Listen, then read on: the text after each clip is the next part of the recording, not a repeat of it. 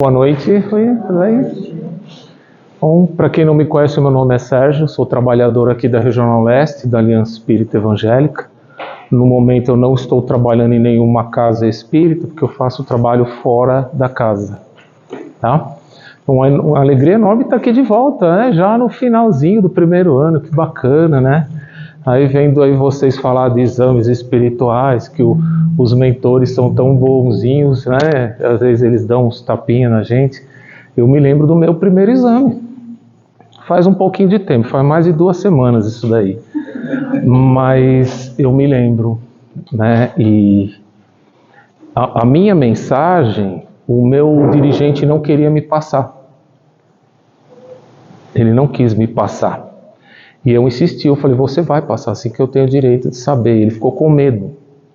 Porque a minha mensagem foi a seguinte, é a sua última chance de fazer alguma coisa aqui nesse planeta. É a sua última encarnação. Falaram bem assim. Cara, eu falei por isso, mas eu chamo a atenção da gente. Simples, tá? Você falou que ele não dá o recado direto. Não, espera. Então, o seguinte, todos os espíritos são únicos. Pessoal, São únicos, isso não é uma regra. ele ficou com medo de falar isso para mim, porque ele ficou com medo de eu desistir da escola. Ou de eu ficar revoltado. Esse cara vai ficar revoltado, uma série de coisas. Mas mal sabe ele que foi a melhor coisa que eu poderia ter ouvido naquele momento. A melhor. Eu agradeci a ele e agradeci o plano espiritual por isso. Né? Porque isso foi um tipo de acorda para a vida, meu querido. E aí, há 15 dias atrás, a minha turma fez exame espiritual, foi para o 3º ano de escola. Né? E a mensagem que eu recebi, eu já agora como dirigente da turma, né? A mensagem que eu recebi do plano espiritual foi a seguinte, que quando tem uma escola aqui, tem uma escola no plano espiritual também, acho que a Cássia falou isso para vocês, né? Da mesma forma, eles assistem às aulas como a gente assiste aqui. Deu gravado aqui a mensagem, falou assim, olha, os alunos do plano espiritual depositam toda a confiança em você. Tá, então isso aí eu ouvi passou para mim diretamente ali, eu estava gravando e eu já ouvi essa gravação várias vezes. Então eu saí lá em 2007 de uma mensagem que dizia que era a minha última oportunidade de fazer algo para uma mensagem em 2021 dizendo que o plano espiritual confiava no meu trabalho. Entende isso? Estão entendendo a dinâmica do processo? E por que eu estou passando por todas essas dificuldades na minha encarnação? Porque na Idade Média isso foi visto pelo plano mediúnico, tá? A Cássia conhece, minha esposa trabalha nesse grupo mediúnico aí, de um trabalho de cura lá no Ceanhoco, né? E eles viram que eu fui um torturador na Idade Média. Eu torturava as pessoas com aquela máquina que esticava lá, chama hack. Então eu estou passando por sérias dificuldades de saúde nesta minha encarnação por causa disso, para reparar aquilo que eu fiz de errado. Daí o motivo pelo qual eles falarem que essa era a minha última oportunidade. Então quando eu ouvi aquilo, o que eu fiz? Eu aproveitei. Aliás, eu estou ainda aproveitando. Então, aconselho vocês que façam o mesmo, aproveitem. Talvez não seja, a minha mas vocês eu acredito que não, que vocês são um pouquinho mais evoluídos do que eu, mas aproveitem essa oportunidade. Né? Mas mais evoluído não sei não. Não, se você aproveitar, você vai evoluir, isso é automático, não tem como fugir, tá? Quanto mais você aproveita, mais você evolui. Quanto mais você estuda, mais você aprende, não é assim? Então, tem jeito. Inclusive, isso é um pouco do assunto que a gente vai falar de hoje. O que a gente vai falar hoje? Senhor, salvai. O julgamento de Pilatos, que na verdade não é julgamento de Pilatos, né? Porque Pilatos não foi julgado, foi Jesus que foi julgado, não foi? Então, do certo, deveria ser o julgamento de Jesus. E a história de Jesus é a história mais conhecida de todos os tempos. Você pode perguntar para um monte de pessoas se conhece a história da Cinderela, do Mágico de Oz, da Branca de Neve. Talvez muita gente não conheça, mas de Jesus todo mundo conhece. Conhece ou não conhece? É a maior biografia da história. Uma biografia da história que mesmo quem não é cristão, mesmo quem é ateu, conhece.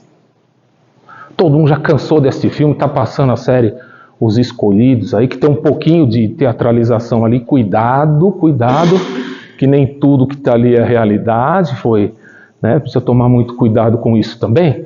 Mas o que acontece quando Jesus foi na frente de Pilatos? O que aconteceu com ele?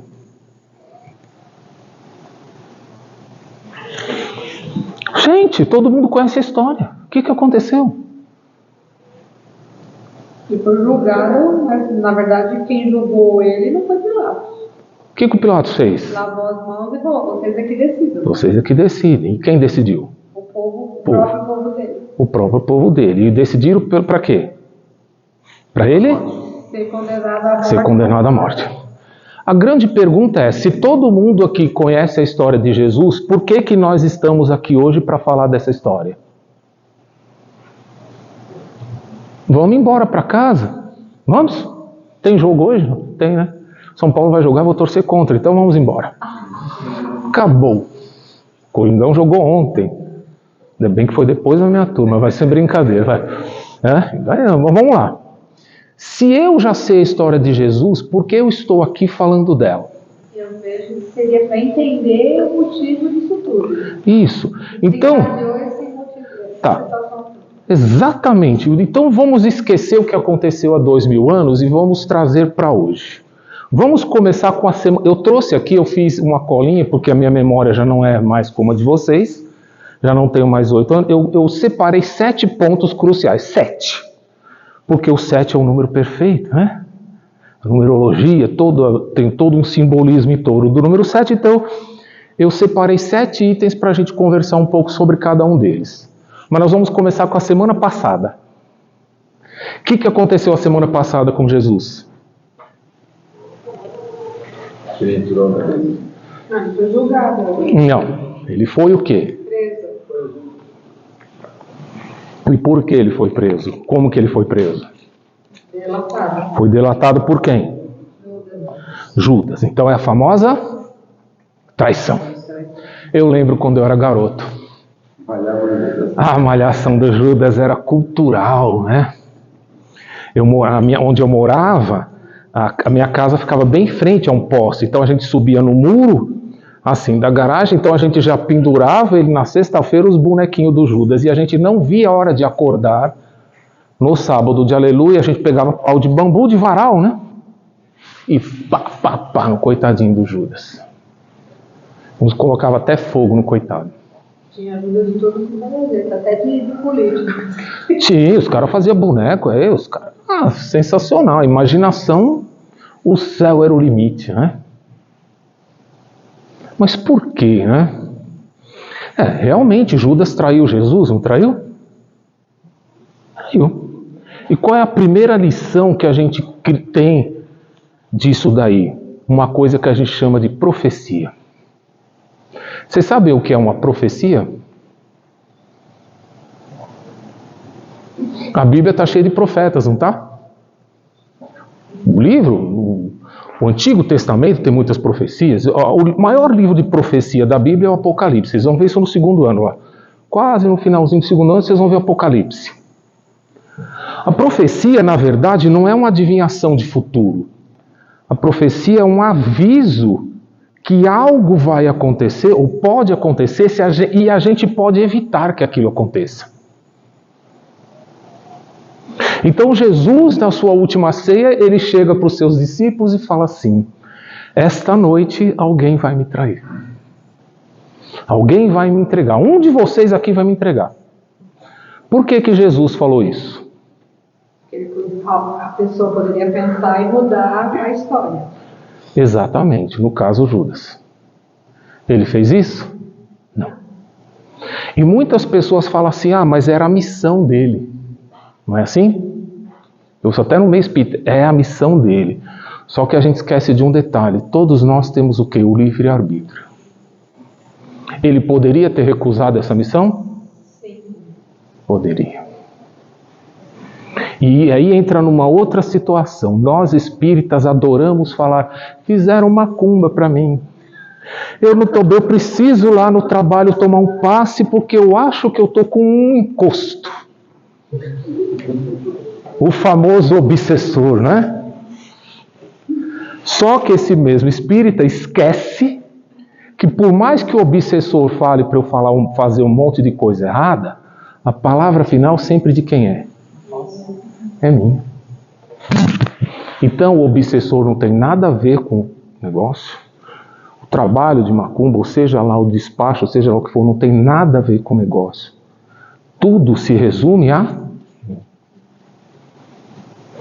Então Judas teve sim a sua parcela de responsabilidade, teve, e pagou por isso. Porque o próprio Jesus disse para os seus discípulos, ai do mundo por causa dos escândalos, porque eles são necessários. Porém, ai daquele por quem esses escândalos acontecerem. Ou seja, ai do mundo porque o mal é necessário, mas ai daquele que for o arauto do mal, aquele que trouxer o mal. Então Judas teve que arcar com as suas consequências aí. Mas vamos esquecer Judas, porque se a gente for pensar em Jesus, eu já estou entrando no Sermão do Monte, né? Eu já estou dando um monte de spoiler aqui. Quando você chegar no Sermão do Monte, vocês já vão estar sabendo. Ele diz, simplesmente não julgueis para não ser julgados.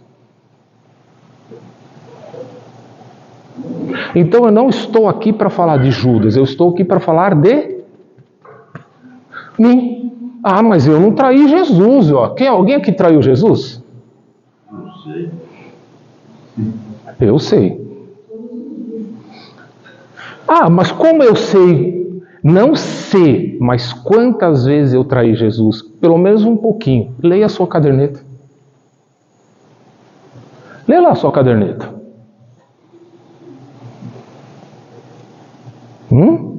Toda vez que você coloca orgulho, egoísmo, o egocentrismo, o personalismo e todos os ismos que vocês imaginarem que tiver num dicionário, você traiu Jesus. Só isso. Materialismo também, e etc, etc, etc. Tá? Então todo mundo aqui é um traidor de Jesus. Porque nós vamos fazer uma caravana lá nas pessoas, leva o evangelho, olha, eu vim aqui trazer o evangelho, Pedro, você aceita o evangelho de Jesus? Aceito, que Jesus abençoe seu lar, tá? E chega em casa, briga com o pai, briga com a mãe, briga com a mulher, briga com o marido, chuta o cachorro, não estou nada. Não é assim? Porque nós somos seres imperfeitos. Assim como Judas era, assim como Pedro era, assim como Simão, todo mundo era. E nós também somos. Então nós somos traidores de Jesus. Porque nós estamos dentro de uma causa, nós pregamos uma causa, mas não praticamos a causa.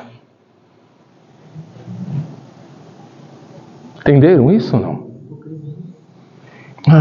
Já sai do ismo, né? Tudo era ismo, até chegar na hipocrisia, né?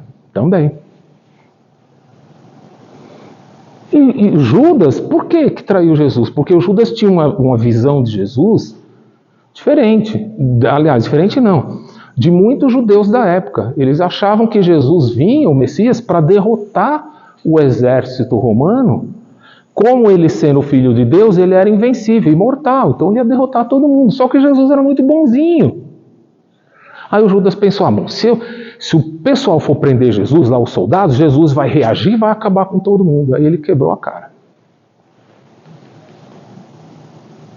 Não é? Foi aí que ele viu a besteira que ele fez. E a gente teve esse entendimento na última aula, desse ponto de vista, dessa suposta traição de Judas. Não é suposta não, é traição mesmo, não é suposta, ele fez. Mas não foi o intuito, por exemplo, de Jesus ser morto, mas talvez como um plano tático dele, para modificar a história. Só que ele teve um, como é que fala? Um agravante. Ele conviveu com Jesus, ele sabia que Jesus não era daquele tipo, ele não ia reagir. Esse é o problema. Entendeu? Ele conviveu com Jesus o suficiente para saber que Jesus não era. Até o Pilatos viu isso em Jesus, que nem conhecia Jesus, como é que ele não viu? Esse é o problema. Então o intuito dele seria realmente a morte de Jesus. Não, no fundo era que Jesus reagisse. Ele achou que lá no fundo tinha uma faísquinha, alguma coisa em Jesus que fizesse que ele reagisse. Porque ele acreditava que ele seria daquele jeito. Ele se tornou isso uma espécie de um paradigma interno dele. Ele repetiu tanto que Jesus reagiu que ele acabou acreditando naquilo. É que nem como um pai põe a projeção de que quer que o filho seja alguma coisa e chega nesse caminho. Não tem nada aí. Fica frustrado. O segundo ponto que pra gente ver hoje é uma coisa chamada injustiça. Não é? Jesus também disse no Sermão do Monte: bem-aventurados os que têm fome e sede de justiça, porque serão saciados. E quem é que tem fome e sede de justiça?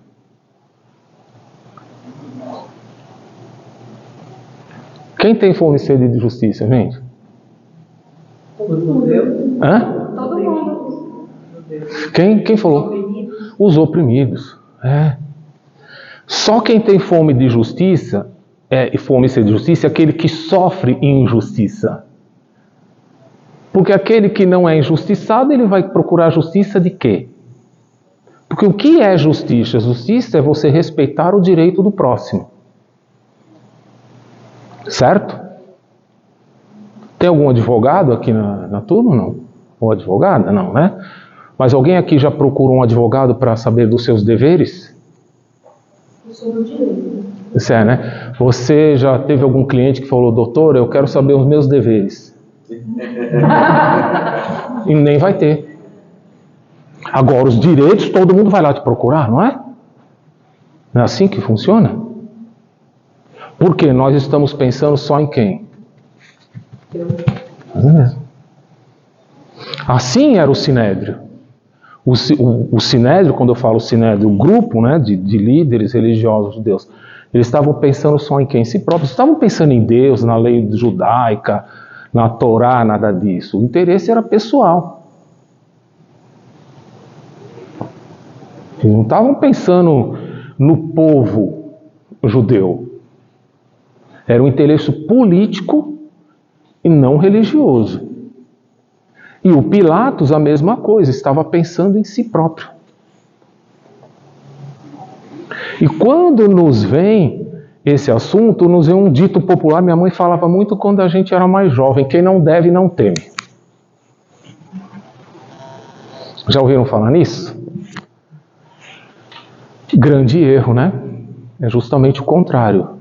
Quem menos deve é que mais deve temer. Não é? O maior exemplo é quem? Jesus. Guardadas as devidas proporções, cuidado, guardadas as devidas proporções, a gente tem um exemplo recente aqui na nossa sociedade, né? O padre Júlio Lancelotti. Não é? Esse homem, junto com os seus trabalhadores, saem nas ruas, assim como o pessoal aqui também, dos mãos estendidas, para ajudar as pessoas em situação de rua. E o que aconteceu com ele? Ele foi massacrado nas redes sociais, queriam prender, CPI, tal, etc. Não foi isso? Foi ou não foi, gente? Sim. Chegou-se uma época, já faz alguns anos atrás, que a prefeitura queria ter uma lei proibindo qualquer ONG assistencial de dar dá assistência para os moradores de rua, para as pessoas em situação de rua. Dá bem que isso. Foi levantado, né? Ano passado de novo. Tal, não é? Mas eu fui devido à comida envenenada que está usando. E etc. E por que que Jesus foi injustiçado? Porque ele era uma ameaça. Ameaça a quê? Ao poder. Porque Jesus chegou a um patamar ali naquele ponto que o Sinédrio falou: nós vamos perder o nosso poder em cima do povo. Nós vamos perder prestígio, nós vamos perder dinheiro e uma série de coisas. Então, este cara precisa ser eliminado. Tá? A grande questão é: eu sou uma pessoa justa?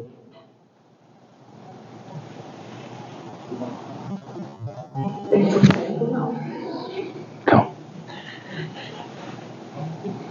É justo até onde não me atrapalha. Você está sendo sincera, na verdade? Verdade. Nós somos justos até um determinado momento, não é? Aí, senão, a gente vai procurar qual é o seu nome, por favor? A doutora Patrícia. Doutora, preciso de justiça. Não é? É assim que as coisas funcionam.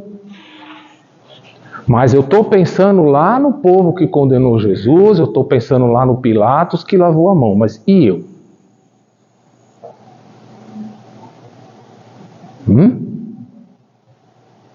Estão entendendo?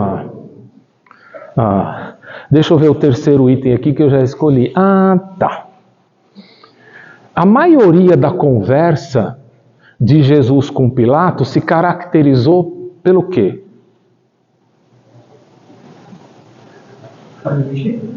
A maioria da conversa que Jesus teve com Pilatos ali, se caracterizou por quê? Pilatos indagando ele e ele? Ele permaneceu quieto. Perfeito, essa turma é ótima, vocês vão muito bem no exame espírita. Vocês... Isso, nossa, você leu aqui, E aí vem o segundo dito popular. Inclusive eu ouvi isso semana passada numa reunião de amigos espíritas. Não sei que a gente estava falando, quem cala consente. Eu falei, meu Deus, não fala uma coisa dessa. Não é? E por que Jesus ficou calado? Se todo mundo pudesse falar, seria usado contra ele. Não. Tem um ensinamento que ele é erroneamente dado para Fernando Pessoa, mas na verdade não é de autoria de Fernando Pessoa, é de um cara chamado Eurípides, que foi um grande poeta e dramaturgo grego, que falou assim: existe no silêncio tão profunda sabedoria que às vezes ele se transforma na mais perfeita resposta. Quem estiver no silêncio, escutando o silêncio, entender que isso é... Entendeu? E isso aí, levando para Jesus agora, de novo no Sermão do Monte, ele fala assim: não lanceis pérolas aos porcos. Ou seja, não adianta você querer convencer uma pessoa que não quer ser convencida. Eles já estavam determinados. Já estavam determinados. Não ia gastar saliva para... Ele não ia gastar a energia dele com isso. Não é? Então, não é que quem cala consente. Quem cala não quer desperdiçar suas energias com uma pessoa que não quer ouvir e que não quer aceitar a realidade. Não percamos o nosso tempo. Por exemplo, vocês vão na caravana, não vão? Aí você aperta a campainha lá, aí o Evandro: olha, eu não quero ser atendido. Mas Evandro, nós viemos trazer o Evangelho de Jesus na sua casa. Mas eu não quero mais, Evandro. Vocês vão insistir? Não. Simplesmente sigam os seus destinos.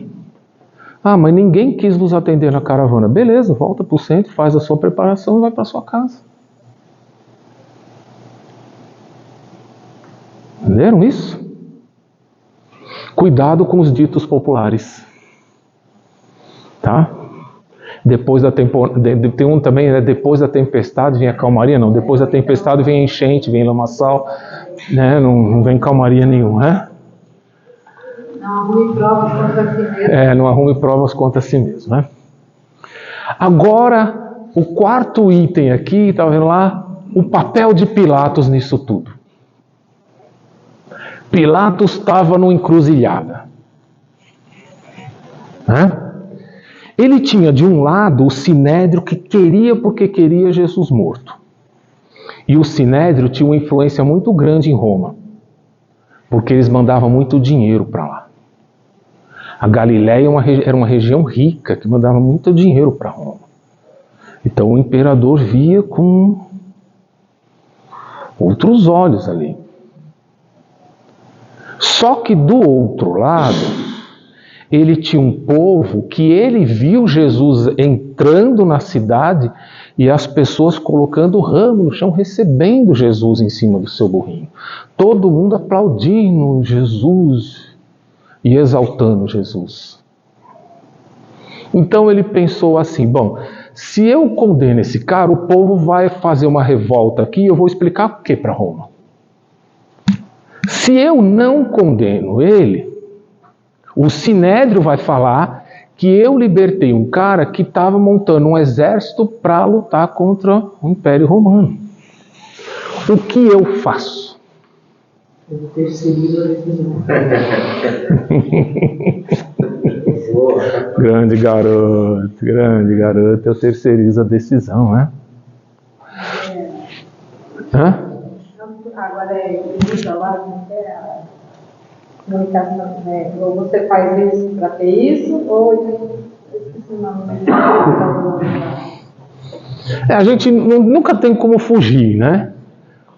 Mas só que ele era o único cara que tinha o poder para realmente decidir. E o que é mais agravante é que o Pilatos sabia que Jesus era totalmente inocente, um cara totalmente inofensivo. A própria esposa dele foi falar, não julgue o inocente, não condene o inocente. Só que ele estava pensando mais em quê? O poder em si próprio. Só que ele precisava sair daquela situação de uma maneira que ele não fosse atingido. Mas ele foi. E tem um livro que é uma trilogia, são 3 livros. Mas só se vocês lerem o primeiro, vocês já vão viajar na história. Chama O Amor Jamais Te Esquece. Que, eu até arrepio, que livro, fala tudo o que Jesus fez para o apoio a Pilatos. Negócio fantástico. Leia esse livro, mas leiam mesmo, que vocês não vão... Tipo assim, vocês vão começar a ler e não vão mais conseguir parar. Vocês vão passar... É bom vocês lerem até de sexta para sábado, sábado para domingo, que vocês lerem durante a semana, vocês não vão trabalhar no dia seguinte. O Amor Jamais Te Esquece. Tá? E aí o que acontece? O Pilatos então bolou uma ideia genial. Né? É Páscoa, e na Páscoa a gente sempre liberta um prisioneiro. Só como Barrabás era um ladrão, roubava até o próprio povo dele, e Jesus estava sendo aclamado pela multidão, falou, eu vou deixar a multidão escolher, eu saio dessa e a multidão vai escolher Jesus para libertar. Lógico. Não é? E eu fico terceirizo. Muito bem. Só que o Sinédrio, o pessoal do Sinédrio, o pessoal... cobra criada. O que eles fizeram? Se colocaram no meio da multidão e começaram a distribuir dinheiro. Aqui, ó, moedinha de ouro aqui, ó, Donizete, para você louvar Jesus, toma aqui. O famoso. Hoje se compra voto com cesta básica, com um negocinho, mas naquela moedinha de ouro, né? E aí o que aconteceu? Pilatos estava cheio de razão. Jesus vai ser libertado. E aí quando Pilatos chega, quem que vocês querem que liberta? Liberte Barrabás, crucifique Jesus. Ele falou, peraí, o povo é maluco? Estava endeusando Jesus até agora quer que crucifique o cara. O que levou Jesus à cruz, pessoal? Algumas moedas. algumas moedas. Que Pilatos fazer que nem Judas. Não ter a atitude de libertá-los. Então, nós vamos chegar lá, mas vamos pensar primeiro nas moedas. O que representa isso? Representa o material. A prisão ao material é muito forte. Tudo bem, eles passavam fome, era um povo que sofria demais, uma opressão, sim, uma série de coisas. Tudo bem. Só que a moedinha que eles ganharam, eles iam comer 2, 3 dias e acabar. E aí? Isso acontece com todos nós, gente. Todos nós. Essa história poderia ser diferente? Hã? A história poderia ser diferente? Não, porque já estava... Isso a gente vai falar daqui a pouco. O destino de Jesus já estava traçado. Isso já entra na aceitação, né? Jesus sabia disso. Tá? Ele sabia. Tanto que ele, naquela coisa de... Quando ele fala para Deus, afasta de mim esse cálice, né? É nesse sentido, porque ele sabia o sofrimento que ele ia passar. Mas será que quando ele teve com o irmão dele, o primo dele, o João Batista, ele falou... Exato. O João Batista, ele já sabia o destino do João Batista, Jesus já sabia disso, o próprio João também já sabia disso, né? Pelo que ele já tinha feito na encarnação anterior, e Jesus também sabia do destino dele. Então, de alguma forma, essa história seria escrita. Só que ela foi escrita de uma maneira fácil, por quê? Porque nós pegamos pessoas ali, foram pegas pessoas que estavam muito presas ao material. Desde o Espiritismo, eles pensar em obsessor, espíritos não tão elevados. Nesse momento da troca de dinheiro material, tem essa presença? Olha, ali está mais para espíritos que vieram com essa missão, propriamente dito, do que o obsessor. Tá? E vocês vão ver isso no Apocalipse, eu não vou entrar em detalhes agora, mas no Apocalipse, o próprio Jesus autoriza a vinda de espíritos extremamente ruins para causar o mal. Tá? E esse mal nada mais é do que uma seleção. Eles só vão fazer o mal para alguns que precisam, não tem mais espaço aqui no planeta Terra. Tá? O João ele chama isso de gafanhotos, ele chama esses espíritos de gafanhotos, né? Porque o gafanhoto representa a destruição. Tudo. Então já tem esses espíritos que vêm com essa missão. Eles poderiam recusar, mas pelo nível evolutivo deles muito baixo, eles não recusaram. Mas vocês vão ver isso no Apocalipse, vocês vão ver isso bem explicadinho mesmo. Tá? Então qual seria o papel de Pilatos aí no caso? Né?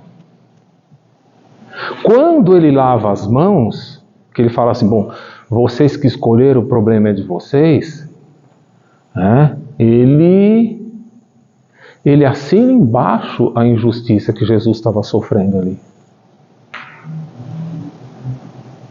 Ele poderia ter feito diferente e ele não fez. Então, ao lavar as mãos, ele pensa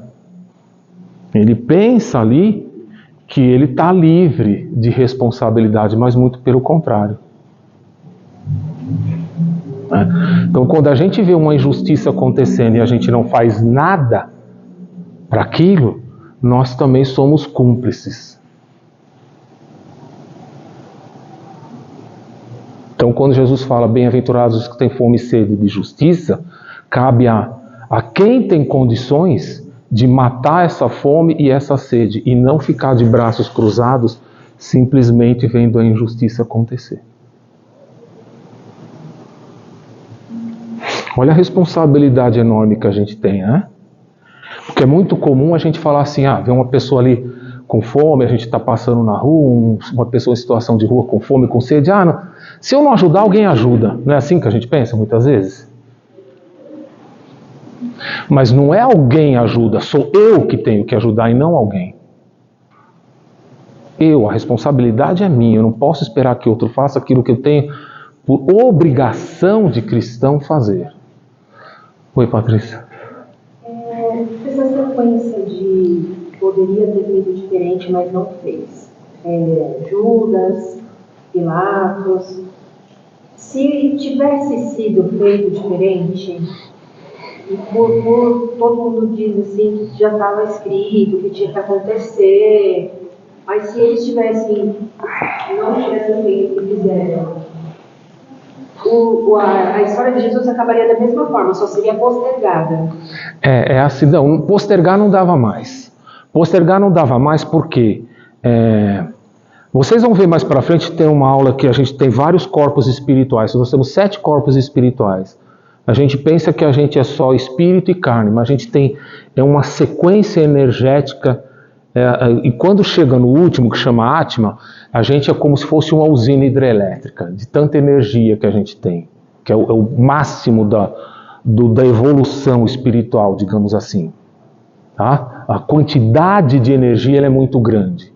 E o nosso corpo, ele não está preparado, o nosso corpo físico, para isso. Então Jesus, quando ele... Vocês já viram isso, a história, né? Para ele reencarnar, ele ficou 1000 anos tentando gastar essa energia, digamos assim, para que o corpo físico aguentasse a energia espiritual dele. Então ele não tinha mais como... O corpo dele já não estava mais aguentando aquilo. Então já estava tudo planejado realmente para a partida dele. Ele não tinha mais condições físicas de ficar mais tempo encarnado aqui. Tá? E essa morte trágica de Jesus, da maneira que aconteceu, precisava acontecer para ficar marcado na história. Se Jesus tivesse morrido de velhice, por exemplo, deitado na sua cama, tranquilo, dormindo, talvez a gente nem estivesse falando dele aqui hoje. Esse impacto, ele é importante na história. Porque assim a gente precisa de algo que marque. Para provocar. Tá? Então, ele aconteceu como tinha que acontecer realmente. Bom? Mas vamos lá, quem é que condenou Jesus mesmo? Foi o povo, né? Não, aí não tem indução, você tem livre-arbítrio. Não. Você pode recusar. A gente precisa tomar muito cuidado com isso. Não existe indução. Se eu fizer, eu fiz porque eu quis. E aí tem outro dito popular, qual que é o que a gente chama mesmo? Isso, voz do povo é a voz de Deus. Estão vendo, né? Que a voz do povo é a voz de Deus. O povão já crucificou Jesus logo de cara. Né? Mas as moedas ajudou, né? Aí ele devia mudar, também devia mudar o que as moedas são a voz de Deus. E aí entra um outro ensinamento de Jesus: não podeis servir a Deus e a Mamon, né? Ou seja, você não pode servir a Deus e ao dinheiro, o poder. Quando você mistura as duas coisas, você sempre vai para o lado do material. Sempre, sempre, sempre. Tá? Tem um livrinho do André Luiz, chama Conduta Espírita. É um livrinho fininho, pequenininho, mas tenham eles no seu bolso. É um livrinho pequeno, cabe até no bolso. Tenham eles sempre ao alcance de vocês. Né? Porque eu acho que é o capítulo 8 ou 9 que ele fala a questão do espírita e a política. Não misturar religião com política. Tá? Porque é fato, gente. Não tem jeito. Se você misturar poder, dinheiro com religião, você vai sair da religião e vai para o lado do material. Pelo menos... Oi. Não vai ganhar um pouco.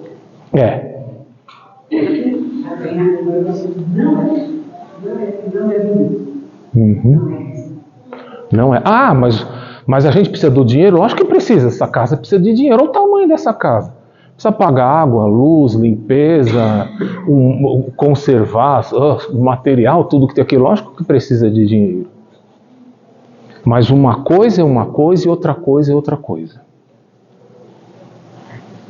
Não só se apegar no material e esquecer do resto.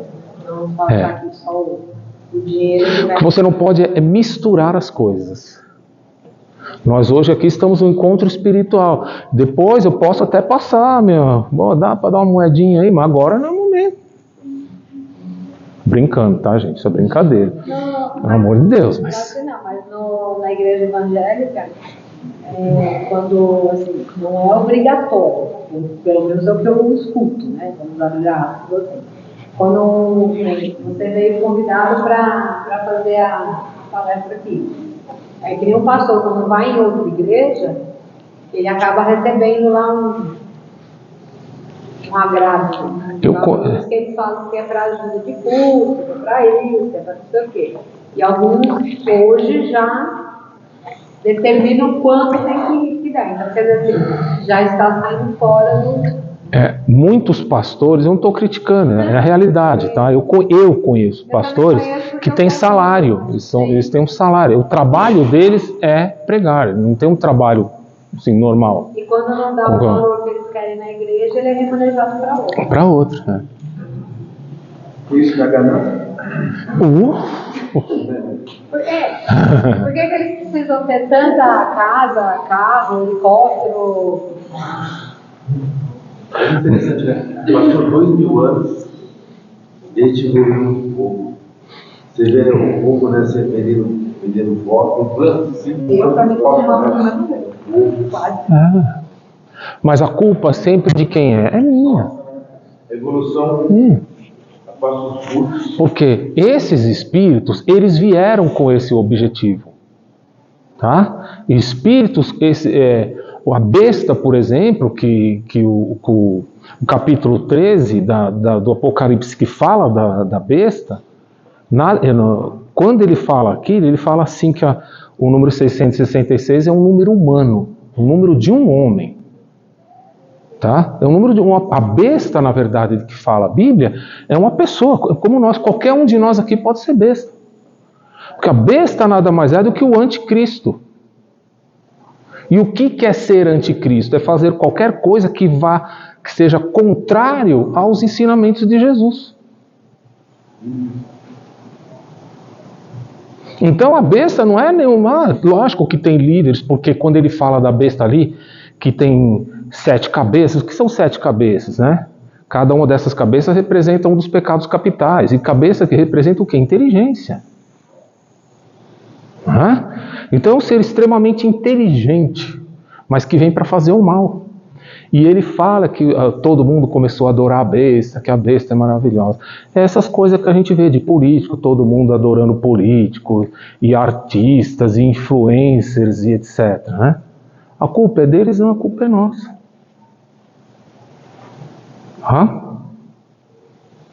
Tá claro isso, pessoal? Aí entra o quê? A aceitação, né? Nosso penúltimo item. Jesus aceita o fim dele. A questão é, eu aceito as minhas provas e expiações que eu estou passando aqui? Não, eu não aceito. Eu fiquei revoltado, eu fiquei um monte de tempo. Eu sempre fui revoltado com Deus até escolher conhecer a escola de aprendizes do Evangelho.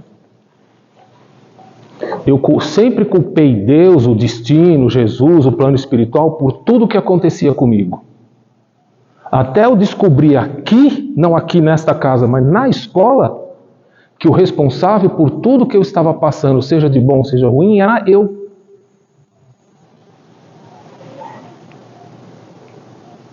Eu sou responsável pelo meu destino. E isso é aceitação. E é isso que Jesus fez. Ele aceitou o destino dele. Porque ele aceitou ser o governador espiritual do planeta Terra. Então ele tinha sim essa missão de vir até aqui, ele tinha sim a missão de nos passar todos os ensinamentos que ele passou, mas ele sabia que ele ia sofrer injustiças porque era necessário. E a aceitação é uma coisa que a gente precisa começar a trabalhar desde já. Porque se nós estamos num planeta de provas e expiações, então todo mundo que está sofrendo de alguma forma, por algo que fez nesta vida, pode ter feito a semana passada alguma coisa, ou pode ter feito na última encarnação, não importa. O que você está passando foi você que plantou, então colha. E faça por onde plantar alguma coisa direita, né? Para não ter que colher espinho na próxima. Entenderam isso? E por último, não menos importante, o sétimo item do nosso que Jesus fecha com chave de ouro é com o perdão. Não existe ressurreição, tá? Jesus não ressuscita. É impossível ressuscitar. Pronto. Isso é ciência. Jesus apareceu espiritualmente, perispírito. Vocês vão ver mais para frente, aí vocês vão ver a questão de espiritual, perispírito, duplo etérico, essas coisas, vocês vão explicar para vocês melhor. Também no curso de passe, curso de médios, vai se falar isso daí. Tá? Mas não vamos entrar, vocês vão ver também essa semana que vem, vocês podem ver melhor isso daí. Mas o perdão, quem é a primeira pessoa que Jesus perdoa? Judas, né? Logo depois do desencarne de Jesus, ele vai até o umbral para apoiar Judas. De tanto que quando ele volta, que ele aparece, né? Maria de Magdala vê ele, mestre, não me toque. A primeira coisa que ele fala, não encoste em mim. Por quê? Porque ele estava carregado de energias negativas da região umbralina. Tá? Então por isso não encoste em mim não, porque não vão tomar choque. E depois lá na cruz, eu não estou dando spoiler, mesmo que todo mundo já sabe a história, vocês vão ver, vamos falar isso semana que vem de novo, mas vamos falar. Ele, Pai, perdoa-lhes porque não sabem o que fazem. E deixa que você está falando agora, Jesus estava carregado de energias negativas, foi a espiritualidade que escreveu em livros. Sim, a história de Jesus, Não, mas eu não tinha essa noção que ele estava carregado de energias. Tá. Porque o umbral, olha gente, leia André Luiz que você vai ver o que é o região umbralina. Tem um livro que eu sempre recomendo, chama Os Dragões, né, da dona como é que... Não, mas a Modesta, Maria Modesta. Leia esse livro Os Dragões, vocês vão ver que é umbral. Tá? Vocês vão ver o que é energia negativa que tem lá embaixo. Também, isso é sensacional. O abismo também. Mas não é que já antes, porque ele ficou contaminado. Não é que ele ficou contaminado. A energia veio com ele, porque é assim, como é que eu posso te dizer? Se você está carregado com energia negativa, eu descarrego de você, entendeu? Ele não que aquela energia mexeu com ele, não, mas ele estava impregnado com ela, porque ele teve que tirar essa energia dele. Ele tirou essa energia ruim de lá, então ele levou com ele. É a mesma coisa, se eu pegar isso aqui, e pôr na minha mochila, eu vou embora com a minha mochila com o que está aqui. É o que aconteceu com Jesus. Tá? E depois ele perdoa todo mundo que crucificou ele. O perdão, a maior e mais difícil de todas as virtudes. O dia que a gente aprender a perdoar, meu Deus do céu. Ele é crucificado justamente. Passa pelo que o ladrão passa, né? Ele consegue, que vai no ladrão. Ele consegue perdoar. Olha quantos ensinamentos a gente tem. Isso vai ter mais outras coisas. Se vocês começarem a ler vários livros, etc., tem muito mais ensinamento. Eu trouxe 7 aqui, mas tem muitos mais que a gente pode trazer de simplesmente um capítulo da vida de Jesus. Ele foi julgado, injustiçado, mas ele aceitou e ele perdoou. Aí eu estou no metrô, a pessoa pisa no meu pé, eu já... Não é? Mas o João comentou que Cristo já é um anjo angelical. Não, o Cristo vem da esfera crística, né? Cristo é uma esfera espiritual Tem na apostila Maria, depois vocês vão ver lá. A esfera crística é a esfera dos espíritos perfeitos, né? Eles já não têm forma física, eles têm forma de luz. Eles não têm mais uma forma perispiritual. Eles são simplesmente luzes. É como se você visse uma lanterna assim no seu olho. Mais ou menos isso daí. Entendeu? Então ele chegou nesse nível. Né? Mas a gente também vai chegar. Só que para a gente chegar, a gente precisa dar o primeiro passo. Né? E neste ponto, até eu tenho quanto? Já acabou?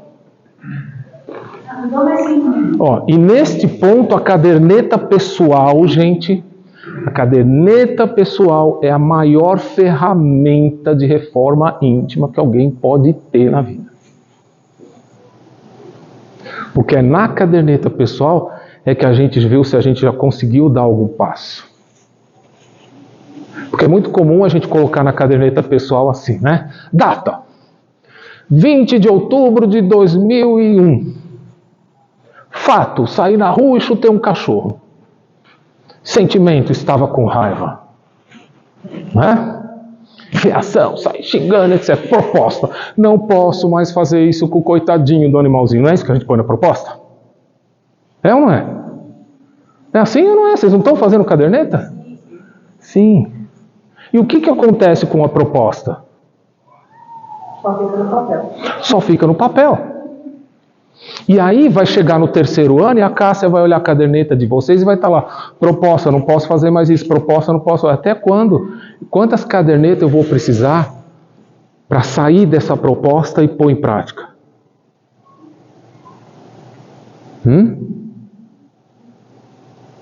Até quando eu vou ter que escrever na minha caderneta: eu não posso fazer mais isso, eu não vou repetir mais isso?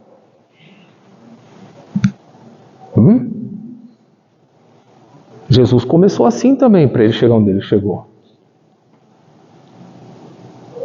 Não é? Só que a gente tem um detalhe, como a gente está preso ainda lá naquela turminha lá que ganhou a moeda, qualquer coisa material que acontecer na quarta-feira, a gente não vai pensar duas vezes em largar a escola para ir no compromisso. Porque é muito comum a gente colocar no grupo de WhatsApp assim: não vou na escola hoje porque eu tenho um compromisso. Acontece? Acontece? O compromisso eles não escrevem. A palavra compromisso. Não, mas vou na formatura, eu vou no jogo do Corinthians, eu vou no show do Rock in Rio, eu não sei, alguma coisa eu vou. Mas ninguém fala pro compromisso assim. Você quase não teve um que falou pra mim: você está querendo alguém pro jogo do Corinthians? Então, aí. Exato. Agora, ninguém fala pro compromisso. Ó, só que ninguém fala pro compromisso assim, ó: eu não vou aí porque eu tenho escola de aprendizes do Evangelho. Eu falo. Eu não marco nada de quarta-feira. Graças a Deus que continue assim. Agora hoje ela não tem amigo, né? Gente, a Lu, então não faça ela não saber como os amigos da mãe. Tudo bom. Mas na minha turma já teve: eu não vou porque eu for na formatura, eu não vou porque eu vou aqui, eu não vou ali. Eu falo: então vocês têm que escolher prioridade na sua vida. Não é prioridades, é prioridade, uma só. Você quer evoluir materialmente ou espiritualmente? Escolha. Eu escolhi, eu recebi a mensagem: ó, é a sua, faz alguma coisa na tua vida aí, meu querido. Eles não falaram desse jeito, mas eu entendi isso. Aí eu escolhi fazer. E o livre-arbítrio, nossa. Tudo bem? Alguém quer fazer alguma pergunta? Quer falar alguma coisa? Tudo bem? Agora é só o cérebro trabalhando, né? Os neurônios. O que eu faço agora, meu? Como que eu vou fazer minha caderneta? Socorro. Gente, muito obrigado pela atenção de vocês, pelo carinho. Obrigado por me receberem em mais um encontro aí. Jesus ilumine a todos.